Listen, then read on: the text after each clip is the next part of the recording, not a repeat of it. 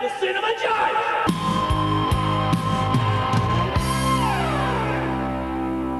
Hello, hello, hello, and welcome to the Cinema Judge. To all my regulars out there, welcome back. And if you're new to the show, welcome aboard. Let me briefly tell you what we do here at the Cinema Judge. The studios, they send us interviews, movie clips, and we present them to you, the jury, and you make up your own mind. It's that simple. We don't sit here and yell, cry, complain about Hollywood. That's not our jam. I'm the judge, you're the jury. Voila. Now, approaching the bench today, we have Vacation Friends 2. Now, this movie, just put it out there, wild, out of control, just hilarious. And this kind of movie is, you just turn off your brain and you enjoy the ride. It's currently streaming on Hulu. And the cast is just incredible. A lot of the cast is returning from the last movie, well, everybody, and then they're adding some more people. But in a nutshell, here it is. Two couples who are wildly different are going on a vacation. One of the couples, he's there to kind of do a business deal. But the other couple doesn't know that. They just think, hey, they're taking us out for a belated honeymoon. Well, of course, things go sideways fast. But here's the cast of this movie. Lil Rel Howery plays Marcus. Yvonne Orji plays Emily. That couple, they're the more professional, mature couple. And they're just bringing along John Cena and Meredith Hagner. John Cena plays Ron. Meredith Hagner plays Kyla. And these two are so great together. They're just, like I said, they're out of control. And this is just a popcorn movie plus a popcorn movie. It is out of control fun. But take note, if you don't like profanity, don't see this movie. That's just a side note. I never tell anybody not to see a movie. But if profanity upsets you, that's just a warning so you don't go in there shocked. It's not necessarily a family show for young kids. I just want to get that out there. So first of all, we're going to play the trailer for you. And then immediately after that, we have a couple featurettes. And in that featurette, you're going to hear from the cast and also the director, Clay Tarver, who wrote and directed the first one. And in these featurettes, they're just mini clips of interviews talking about the movie and the cast. If you want to watch this on the TV version, I'm going to give you that later on in the show. But until then, here's the trailer for Vacation Friends 2. I told you, I'm on vacation. While I'm on vacation, I'ma just float. Come here, Mr. Parker. Yeah. Marcus and Emily Parker, you have failed to notify your airline that you are registered sex offenders. What? What the hell is wrong with y'all? Look at us, all together again. We just wanted to give you guys a real honeymoon. Just found this crawling under our table. He's crawling? It's your first time!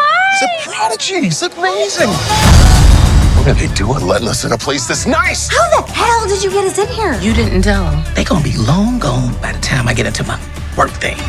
You must be Mr. Parker. Apologies for the change in schedule. Mr. Young, he's invited you for drinks. All of you. Guys, I need you to be really cool. Can you do that for me?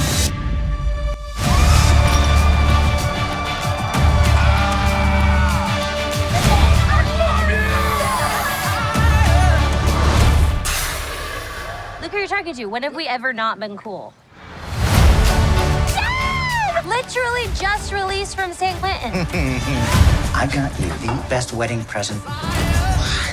Why does this Coke not taste cokey? Because it's your mom. I just know your mom. It's really kind of beautiful if you think about it. No! This is not how I picture things going at all. It's cool, Marcus. It's cool. We floating, right? We floating. Marcus, shooting at us! Ah! Let me down! Get your hands off my wife!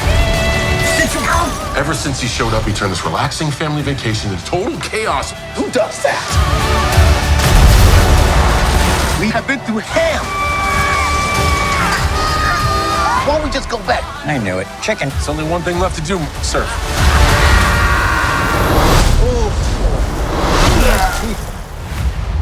I've never seen that much water come off a person before. Did I throw up a lot? Your butthole threw up, bud.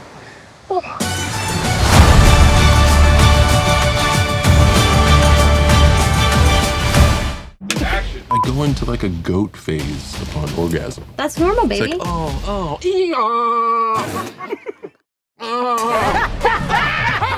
Look at us, all together again. Casting for this is amazing. We all really became friends. I was like in tears. We were laughing every take. Everyone's so professional. Wait. For the Whose idea was it to bring back Maria? Wait, what? We have new characters added. We have Steve Buscemi that we get to play off. Perfect timing, right? There's a lot of improvising. I'm going to jail forever. They're gonna make my grandkids go to jail. Everybody going to jail. Kind of like WWE, and you just riff off of each other. There's a baby involved now. Big baby. Kind of creepy. He's calling. Maybe a grown baby. Maybe an adult. We're an adopted adult. They can work around the house. You didn't know! Now you do! There's gotta be some action. What the? John drove the car for real? For life. It's a fun ride. And it's big. The probability is about as slim as this take being in the movie. You thought Vacation Friends was insane. Buckle your safety belt. Whatever y'all think this movie is, it's not gonna be. Cheers! You ready to get spiked? We got Steve Buscemi to join the cast. What could go wrong? We have action in the sequel, baby. For life. And helicopter taking off. Car chase. We got it. Gunshots. We got it. Escaping, danger. Get your hands off my bike. We got it. What movie am I in? This is gonna get ugly. What are you gonna do? I'll kick your ass. We made everything bigger, funnier, and flashier. You guys are gonna have a good time.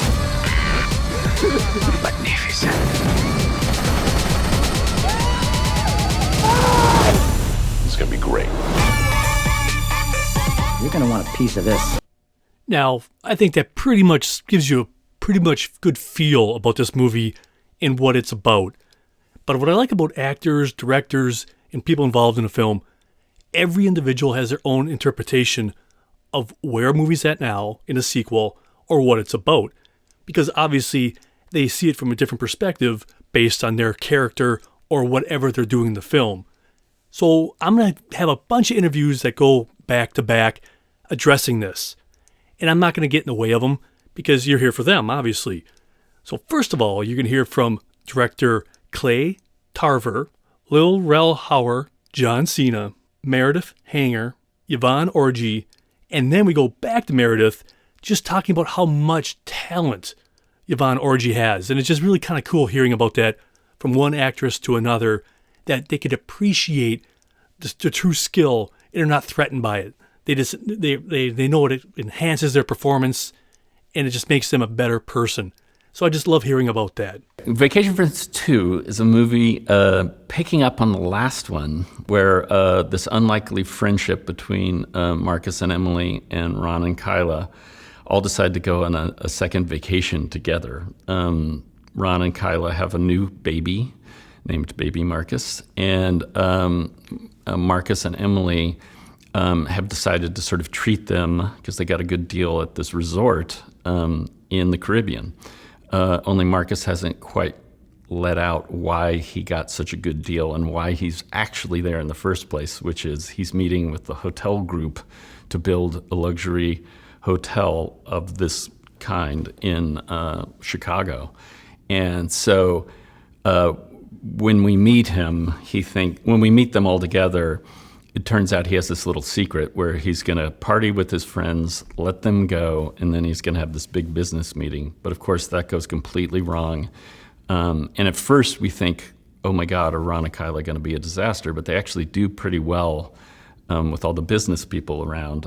It just picks up with them having a friendship for real. So, you know, in the first one, we didn't know them like that. So it was like, oh, who are these crazy people? But now we're like legit friends with them. So it just picks up with us literally looking like one big happy family. I mean, Ron and Kyla is still crazy, you know what I'm saying? But they pick up as friends. This movie is a great extension of the first. You can tell that the couples have stayed in touch and they have meaningful relationships with each other. And they've grown in their own ways, but they still have all the character traits that made the first one such a fun ride. So it's just a chance to see it, like I said, less of like two people sabotaging your vacation and then accidentally becoming friends.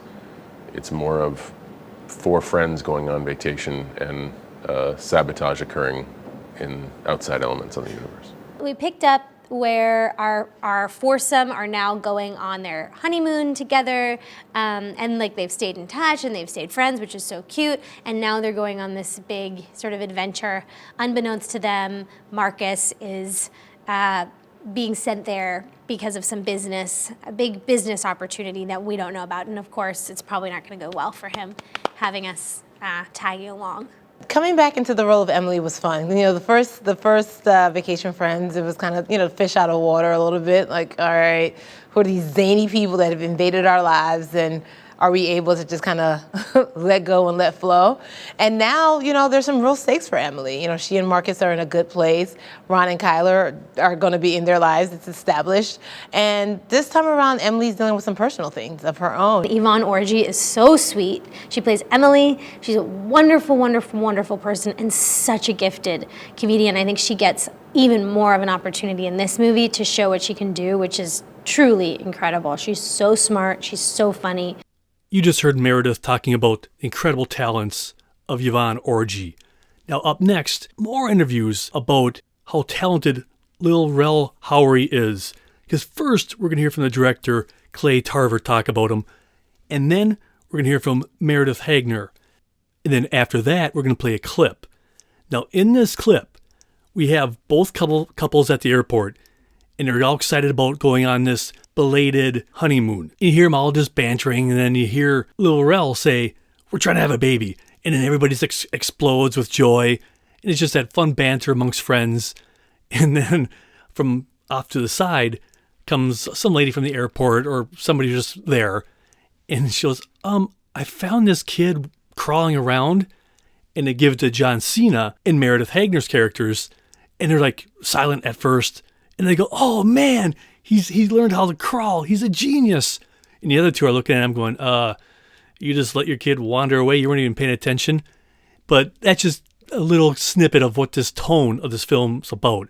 But first, we're going to hear about the talents of Lil Rel Howery. Marcus is played by Lil Rel Howery, who is amazing. And it was so fun to do another movie with the same character because not only did I get to write a little more to, I think, what his strengths are, but just to see him like make it his own yet again. And he is such a funny actor when he is flustered and uptight and on his back heels and yelling at people and losing his cool. Lil Rel Howery plays Marcus, and he is one of a kind, brilliant.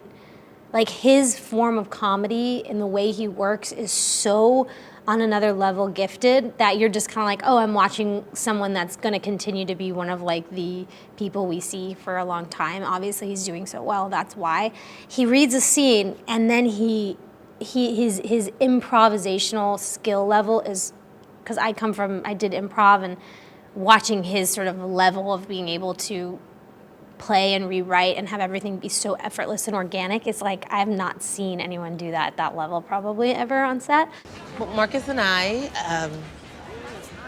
we're going to start trying to have a baby. We're trying to have a baby. In the ass, that's amazing. Yes, you two are gonna love being parents. It is the best thing that has ever happened to us. I mean, you wouldn't even believe how different our lives have become. I mean, we've grown up. We've really settled down, you know? We're so boring, I don't even recognize us anymore. I mean, look at me. Never thought I was gonna be one of those overprotective helicopter dads, but that baby is all I think about. He's obsessed. I don't mean to alarm you, but I just found this crawling under our table. I believe it's yours. He's crawling? That's f***ing amazing! Holy! It's your first time! He's a prodigy. He's amazing. You're the most amazing baby in the whole world. We love you, Marcus. Now, there are very few absolutes in this world, but I could absolutely tell you this. Anytime you add Steve Buscemi to a movie, you're going to enhance the movie, no matter what it's about. Now, I'm not even going to start naming off the stuff that he's been in. If you don't know, just take a look around, because I could spend so much time and hours singing the praises of Steve Buscemi. I mean, he could do drama, action, comedy, goofy comedy. He could do TV, which he is doing right now. He's doing like, is it the 3rd or 4th season of Miracle Workers? It doesn't matter. The guy truly is a god of cinema. You give him a role, he'll be able to do it. Look at Boardwalk Empire. And then he does stuff like this. I mean, I think he's so underappreciated. But I think all of us who are movie geeks like we are, we get it. We know what he's capable of. So up next, we're going to hear first the director talking briefly about him. And then we're going to hear from Lil Rel. And I love his interview. It must be so weird to be able to talk to somebody like that. You're acting with them and you're like, do you realize the impact you've had on my life? And do they even understand that? Because they're living their life, they don't really get it. I'm rambling, but you get what I'm saying. So I love that interview with Lil Rel, talking about that, exactly how we would be, I think. And then we're going to hear from Steve Buscemi himself, talking about why he decided to take this role. And then he talks a little bit more about his character. And his character's very cool because he's just got out of prison and he goes to see his daughter. And it's like, this guy's kind of shady and all this other stuff. But he doesn't necessarily like John Cena's character because a lot of fathers have difficult time with that. This is a new man in her life. So he's feeling a little bit jealous, a little bit insecure about that. So in this movie, there's a little, well, not a little, but there's a lot of this where he's just like, yeah, whatever. But John Cena's character, how he wrote this was pretty much everybody in the world loves him. And he's not cocky about it. He's just like, yeah, everybody loves me. And here's a real side note on that one. I wonder when they wrote this script, they're saying that pretty much, I think most of the world, I mean, I might be overstepping here. I have never heard somebody say they don't like who John Cena is or his personality, his energy. He's just a class act. His charisma just soars. And I wonder, when they wrote the script, they pretty much just implemented, this is how everybody feels about John Cena. Now, here's somebody who doesn't like him. And you get to see John Cena throughout the movie dealing with that. Like, wait a minute, why does this guy like me? I'm doing everything I can. You'll see what I'm saying if you see the movie, but this is primarily about Buscemi. I just went a long way around there. But you're going to hear these interviews talking about Steve Buscemi and then Buscemi himself. And just when Marcus thinks he can breathe again, that's when Kyla's father, Reese, shows up unexpectedly, having just gotten out of jail. And if they were worried about Ron and Kyla, well, they have a lot more to worry about with Reese. And he's played by Steve Buscemi. Reese, played by Steve Buscemi, is first of all, Steve is one of the funniest actors. Like, it's so weird, too, because it's like, you tell somebody, like, dude, I'm a huge fan, but you don't know if they believe you. Like, no. It's like stuff you've done in movies, I've implemented into my style. You know what I'm saying? I told him that, but I don't think he believed me, but it's honestly not true. Because he's, like, his range is, I mean, we saw him in the silliest movies in the beginning of his career, like the silliest stuff. He played these crazy characters, almost in every Adam Sandler anything. And then you see Boardwalk Empire, you're like, oh, his range. You know, he's brilliant. One of the key reasons I wanted to do the film was this cast. You know, they're just all so wonderful. I think they all had such great chemistry in the first film. So to come in and be the outsider coming into that, it's rare, you know, to come into something that you know. You know, I think I've only had that experience once before when I worked on the SOPRANOS, you know, watching the show first and then seeing these characters and then stepping into it. It's just so surreal. It's just, and this is similar, you know, it was my first day. I mean, it was a little intimidating because they're all so used to each other and they all improvise so well that it just took me a while to sort of get up to speed. But they're all so welcoming and encouraging and supportive and so talented. I mean, every one of them, you know, that it's just been a lot of fun. So I play the character of Reese, and he is the father of Kyla. He has he's been in prison for years. We're not sure what exactly he did. He claims that he's innocent, and but as we watch the film, we know he's anything but an innocent character. But he loves Kyla. He just wants to be with her and her friends and to meet her family. He's a little bit intimidated by Ron, John's character. Maybe not intimidated, just maybe he's just jealous and he's sort of insecure, and he's the love of her life, and he doesn't know where he fits in. But he's also there for other reasons, and he always has a side hustle going on, and this one is a big side hustle, and actually it proves to be quite dangerous, not only for himself, but he drags our four heroes into it as well. Now, we have another clip for you. Now, in this clip, this is where Steve Buscemi's character first shows up on the island.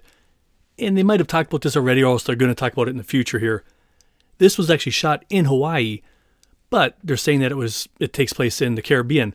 And I wonder why that is. They never discuss why they don't just use it as Hawaii. Don't ask me why. I wish I knew. But I just wanted to share that little tidbit of information. But in this scene, Buscemi approaches the people at the party, and the daughter's just totally thrilled and excited. Going, oh, no, man, you're here. And he explains kind of what happened. And then the friend of the family is like, he's like, oh, wait a minute, what are you doing here? And because he's afraid that Buscemi might mess up his business deal that's going to be happening, and he doesn't need that. So there's a lot of stress going on with everybody else in the scene because they don't know what he's capable of. They don't know what he was in prison for at this moment. So they're very hesitant. And then you still have that whole banter between his character and Cena. And it kind of explains a little bit more about the tone of this movie. But minus all the profanity. Because like I addressed earlier, this movie is laced and loaded with tons of profanity. Just a side note, just so you know, or in case you don't get shocked, there's a lot of that in here. And immediately after that, we're going to have another interview with Steve Buscemi, just talking a little bit more about the relationship between him and John Cena's character, about his unwillingness, let him into his world. I can't believe I'm actually here. Yeah, neither can we. Yeah, man, it's crazy that you're here. I mean, if you don't mind me asking, why are you here? Guys, this is fucking crazy. He was literally just released from San Quentin. Just yesterday. Perfect timing, right? So wait, Kylie, you told him to come here? No. I mean, all I told him was like the hotel we were staying at, and then classic my dad completely surprised us. Look, I have missed all the big events in Kyla's life. You know, the birth of her kid, her wedding, graduation from cool sculpting school. That one hurt. And her mom's death. May Jesus rest her beautiful, precious, lovely soul. God, I hated that witch. So after all that, I had no choice. I had to come crash her honeymoon. Right? We are so glad you did. Can I tell you something, though? This particular honeymoon is not the type of honeymoon that you crash. If you're worried about your, business stuff, please do not be. Because honestly, we're cool. My dad's even cooler. Yeah, no, I'll be cool. My character, Reese, is, like I said, he's just not giving in to Ron at all, you know. He just doesn't want to acknowledge that there's somebody in Kyla's life that, is better than him, And so he sort of uses every opportunity to ignore him or to put him down. And I think it grates on Ron because he just, as we know from the earlier film, Ron is just, everybody loves him. He's just a sort of freewheeling, happy-go-lucky type of guy. And I think he would probably want nothing more than to bond with his wife's dad, And I'm just not giving him any chance at that. Now, speaking of John Cena, this guy, the talent, the humor, the skill, and this is what really gets me, I believe.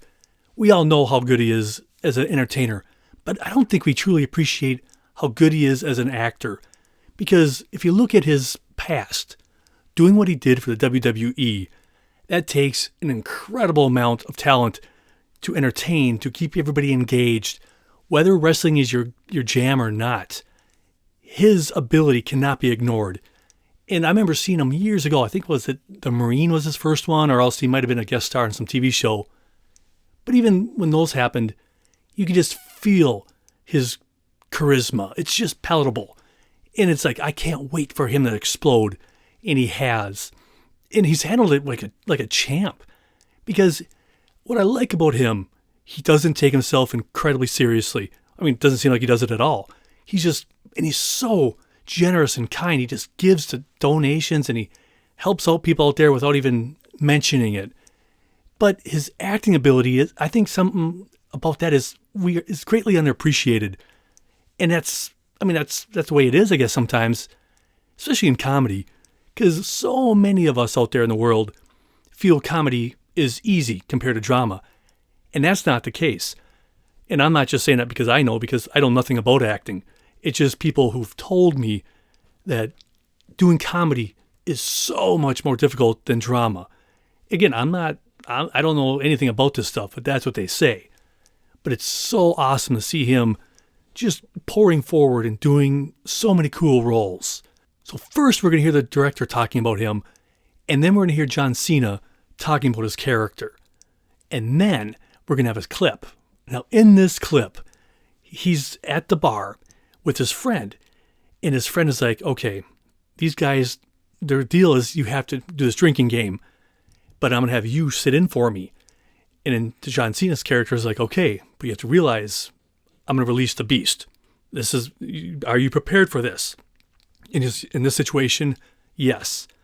So it sits down with all these other people that are involved in this investment deal, and all their shot glasses are lined up, and then they just whoom, whoom, whoom, whoom, whoom, they just throw them down. And then, of course, John Cena just floors it. And at the end of it, he speaks in Japanese. And this is what he says. Your weakness disgusts me. Is there no one among you who is worthy? So when you hear that other language, that's him just pretty much telling them, you're worthless. I smoked you guys. John Cena plays Ron, and, he's this big puppy dog of a guy, but he's huge. He's like this giant person, and John just plays this intensity so well with that character. Like he's just super into things, or he could be like really like mystical in the way that he approaches the life and things. And he has this great backstory where he was a special forces guy. And so he's obviously super capable, but he's also this out of control partier at the same time. And all of that, John Cena just has this remarkable ability to just bounce back and forth between those different energies. Ron Fisher is what you least expect. He is a Green Beret, and a decorated one at that. He's a park ranger. He's a free spirit. I think he is committed lifelong to someone who challenges him and forces him to kind of live in his values, yet doesn't keep him in a cage. I think he also longs for love in his life and deep connection. And I think every day he's just figuring it out. I think it sounds so cliche, but he takes life one day at a time.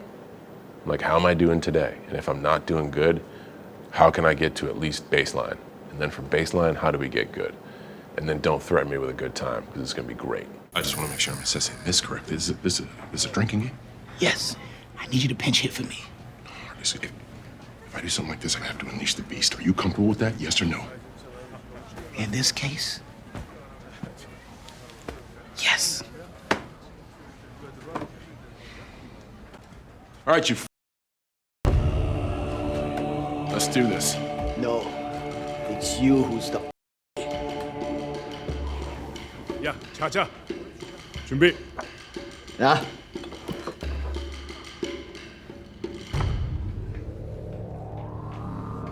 컴백!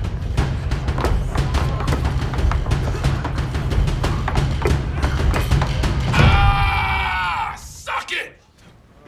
Yeah! 약해 빠졌어. 여기 나를 상대할 사람이 그리 없단 말이야. I don't know about you guys, but we all have friends who are capable of such glorious activities. Because I know personally, during my heyday of youth, dare I say, several of my friends would be able to step up to that table and throw down. And it was always just awe-inspiring to watch them do what they do.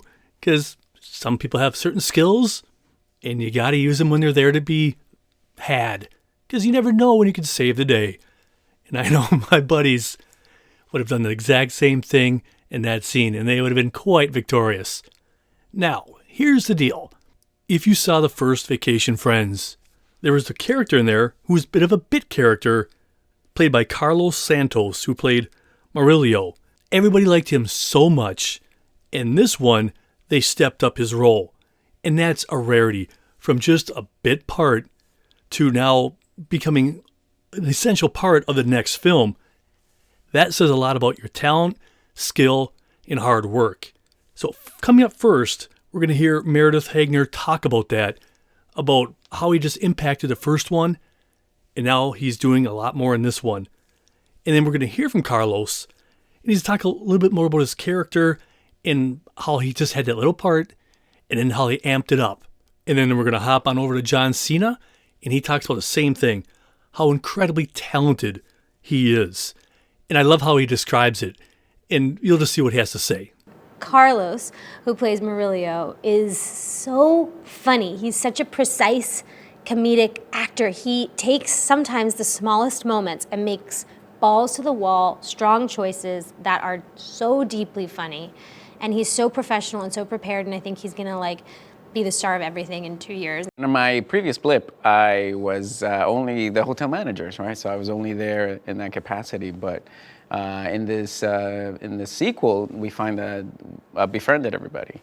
And so to the point where there's a comfortability enough for me to travel with them and also take care of baby Marcus. So we're stepping it up. So this is where it kind of picks up in the second one, where I'm joining them for this new vacation. And twofold, I'm gonna help take care of baby Marcus, and Murillo's also, trying to find some love.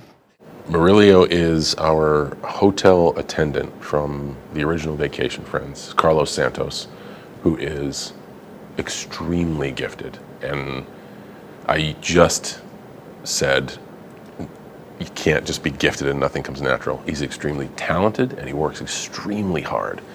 And this is how much of an impact he makes on people. He was a bit character in Vacation Friends and won everybody's heart and is like a main character in our movie now, the sequel, and kills it. You give that guy one sentence and he's the one on set that has everyone laughing. Now, as we all know, sequels are a bear. It's a giant hurdle of what to do next. Because here's the rub. Sequels can't just be a retread. They can't just be the same movie, but just again with a new number next to it. They need to evolve. They need to step up. They need to raise the bar. And that's what they were thinking about doing this movie. Because you just didn't want to retread, or else what's the point? So coming up next, we're going to hear from Yvonne Orji, Meredith Hagner, and writer-director Clay Tarver. And I love listening to this, how they all have their own little opinion and insight and what they wanted to achieve. And then we're going to play a clip for you. And in this clip, these are those kind of interview or scenes that there's not a whole lot of dialogue, but it kind of gives you the feel for the scene. In the scene, it's just one giant montage party clip of them partying one night. They get to the island, they hang out, they said, well, let's just have a couple drinks. And that just goes, as we all know, when you're with your friends, things can get a little whipped up.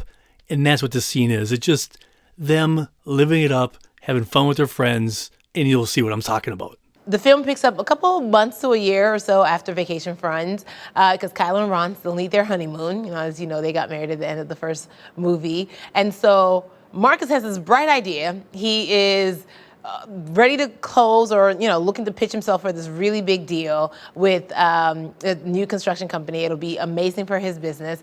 And so they bring him to the Caribbean for a week. So he's like, we can kill two birds with one stone. Let me bring these zany friends of mine to the Caribbean, all expense paid trips, because, he's still kind of a cheapskate. All expense paid trip to the Caribbean, and then when they leave, I can focus on doing what I have to do. Of course, it's the movie, so things never go according to plan, and chaos and madness ensues. What I love about this movie, though, it's like Vacation Friends, while the first movie was kind of like a, zany comedy. This is like an action comedy. There's some real stakes in this one. Clay is such a great writer. He's really, like we were laughing the other day, that he's been living and breathing Vacation Friends 1 and or 2 for several years now, and he is such a great writer who really writes to people's strengths. So I think he kind of knew which direction he wanted to go in. And also the comedy changes in this. It's much more of like an action comedy, which is very different from the first movie, but it feels like we all know exactly where. It's the benefit of a sequel. It's like we've done it, we know these people. It's actually much easier in a sense because it's already so in you, whereas the first time you're figuring it out as you go. The last movie was always this hint of something could go really wrong, and that there would be sort of the threat was like embarrassment in front of everybody, or some awkward situation. And so this time around, we wanted to do stuff where there were real stakes, and it was like actually being chased and running for your life, and having actual bullets shoot at them and get into actual trouble. And so there was, we just decided we wanted to do a little bit more of an action comedy, but in a small, contained kind of way. And it was just really fun to have action that was grounded, and that's the kind of trouble you would get into on vacation, and not some super crazy, huge kind of trouble, but the kind of trouble that someone like Reese would get you in exactly. Cheers!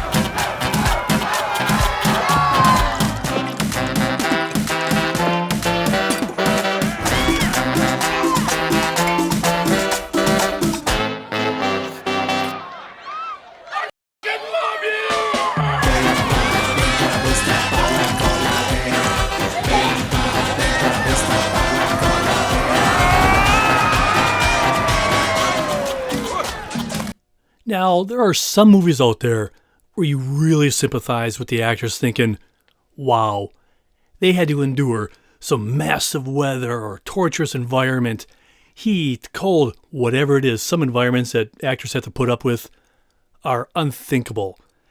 That is not the case for this particular movie. They had the opportunity to shoot this in Hawaii, and more specifically at Turtle Bay Resort. And I could specifically and full-heartedly say that place is a slice of heaven.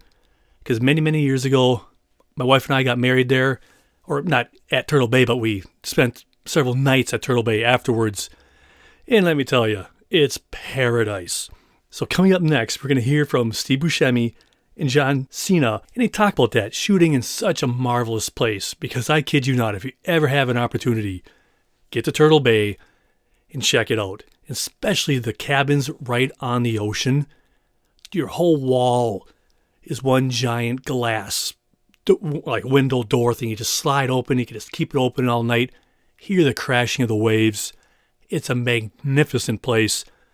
And I know it's a free plug, and that's okay, because without a doubt, Turtle Bay is amazing. And a couple other movies that shot there too was Forgetting Sarah Marshall. I don't know if you remember that movie or not, with Jason Segel. That was shot at Turtle Bay. That's just, unimportant side knowledge. But yeah, I just can't imagine just spending your time sitting in the ocean and while making a movie. Lucky them. And we're going to stay on that topic of on the set feel when we talk to Steve Buscemi again. Well, we don't talk to him, but it's an interview. And he talks about working with writer, director, and having him on set. And he specifically says, working with a director who's not precious about the words, meaning you don't have to say every word exactly the same. It doesn't have to be, you forgot the, or oh boy, whatever. People like Buscemi, I think sometimes it's great to have him say, I just want to be able to improv, have fun, work with it. It creates a lot more relaxation on the set. It's just really kind of cool to hear that. And then we're going to hear also Yvonne Orji, Lil Rel Howery, and they both talk about working with a talented director. And mind you, this is only his second movie, so that's saying a lot. I've never shot a film in Hawaii before, and I'm just loving it. Being here, it's one of the most beautiful places I've been to, and the weather, the water, and the atmosphere and the people. I think the people here are what really make it special. We shot it at Turtle Bay, and man, you just can't have a bad day at work here, because if it's long, you just look out and it's beautiful. And those were long days in the water, which are long days in the water, but it was just so beautiful. Like, it was so, you could see sea turtles and waves breaking miles out and then breaking again, and then breaking again. It's a landscape I'll never forget. And that has nothing to do with the words on the page or anything like that. That's time where they say cut, and they invite you to go back to the beach and go inland and sit on a chair like this and relax, and you're just like, no, I'll just stay in the water. And those are very rare. So it's those moments we got to spend on a beautiful beach in Turtle Bay with kind of nobody else around. It's pretty cool. I always like working with directors because it's great to have the writer there on set. And, he's not precious about the writing. And what I've found that there's a lot of improvising going on, which is wonderful. We always get the words that are written, but Clay is really open to ideas, and he encourages us to, if we want to do it a different way. And he's just very laid back and focused at the same time. So I think that's a really good quality in a director. So Clay Tarver is director and writer of the first and second movie, and everyone, I think, in the second iteration has just evolved in so many ways, like in their careers, in the projects that they take on, and I think Clay has, this is his second time directing. The first movie was his debut. I think he's just sat into it a lot, so much more. He is confident in what he wants. He's confident, with us and how to give us direction. So it's just been great. It's been great. Clay's a dynamic director. I think Vacation Friends was his directorial debut, actually, feature space. And so, man, I think he's one of the best comedy directors and writers in this business. You might be asking yourself, what am I going to take away after watching Vacation Friends 2? Well, that answer's coming right up next, because we're going to hear from Carlos Santos, Yvonne Orji, and John Cena. And this is what they think you are going to take out of and take away from Vacation Friends number 2. This is a fun follow-up to the first one. And I'm not just saying because I'm in more of it, but the experience has been really joyful. And I feel like if a tiny portion of that bleeds through to the screen, I think everybody's going to have a great time. I think the takeaway is they got to spend an hour plus just enjoying the zany antics of folks and laughing. It's been a long 2.5 years. We need comedy. And we also need heart, heart and humor. I think that's what Vacation Friends brings. Audiences loved the first one. Hulu immediately greenlit the second one. That's how much of a success it was on Hulu. So I just hope we do the franchise justice. I think we're really trying, and I think we got something funny and with a little more action in there to keep people at the edge of their seat, and I really just hope people are entertained. And I know we mentioned this earlier in the show, but this is airing on Hulu. So if you do have Hulu, it's there to watch right now. And I just have to say a few more things about this movie.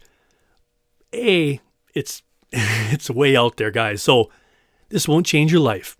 So don't go into it thinking that. It's just there for sheer mindless fun. But what I do admire about this movie is there's still a lot of heart. You might think, come on, buddy, what are you talking about?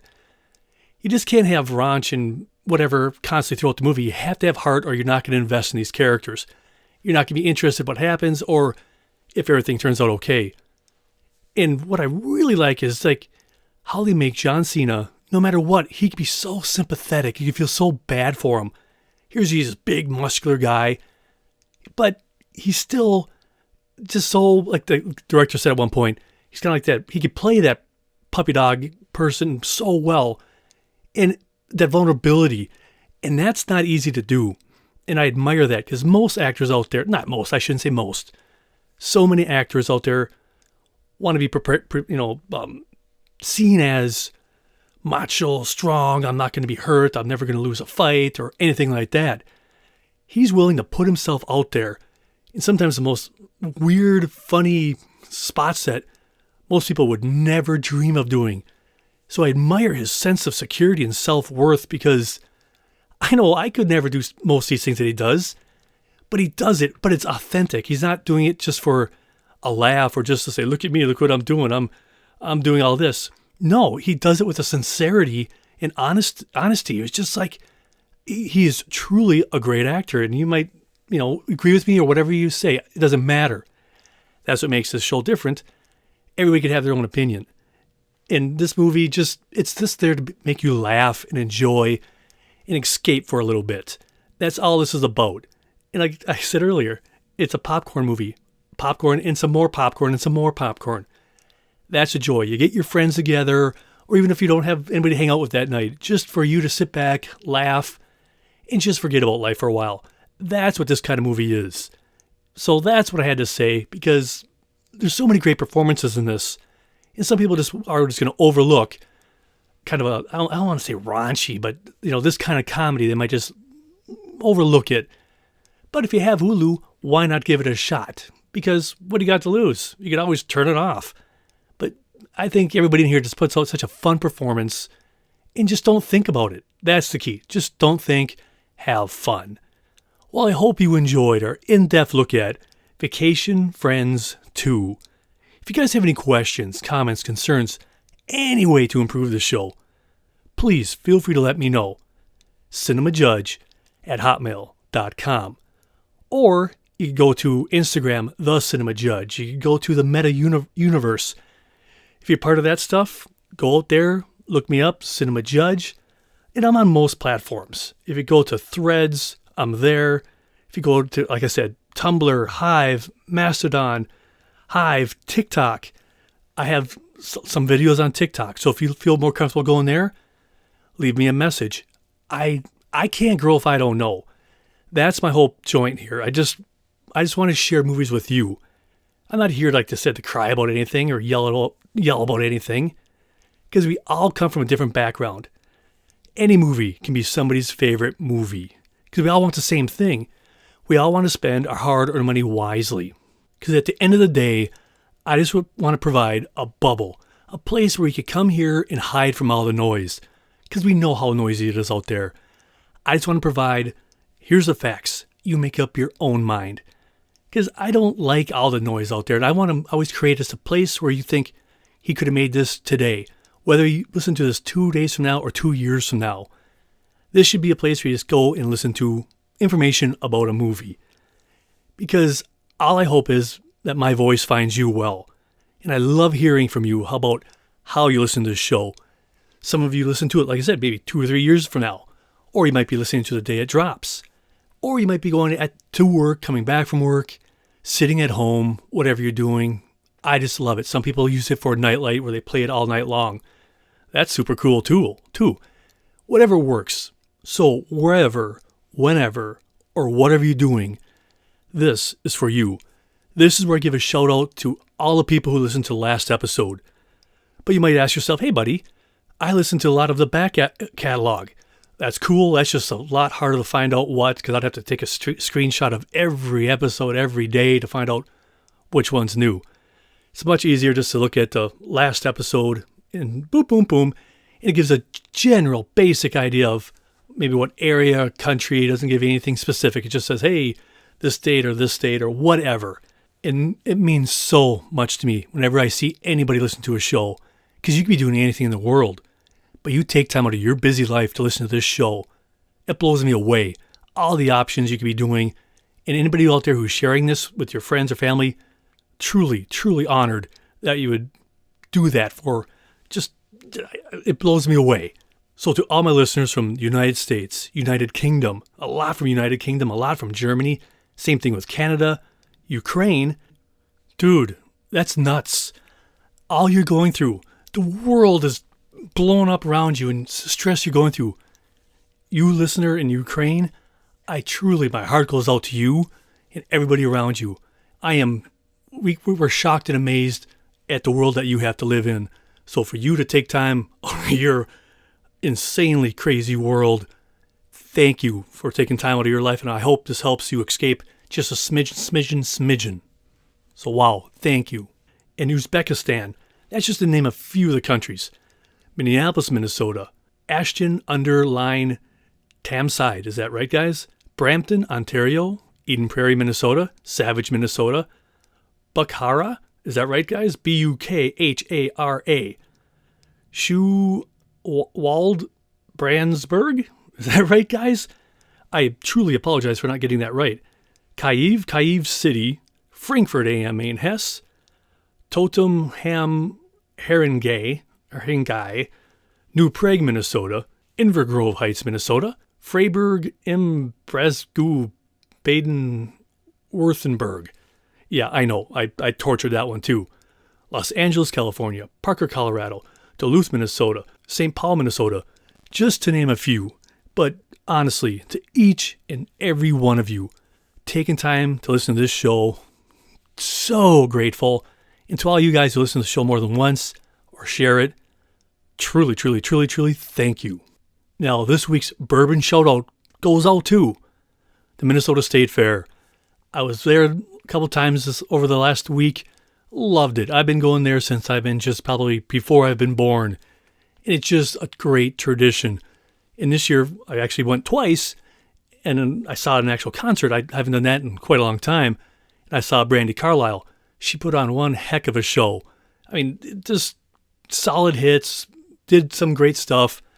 If you ever have a chance to see her live, Brandi Carlile, do yourself a favor. You won't be disappointed. So to the State Fair and Brandi Carlile, cheers. And most of you are very well aware, like I've mentioned earlier, this is always first a TV show. I first do the TV version, and then I do the podcast based on that. I move stuff around, they're not always the same, but when I'm doing the TV version, I'm cranking the tunes. It's just my happy place. I have music, I have movies. What more could a boy possibly need? So that's what I'm doing. I'm cranking tunes.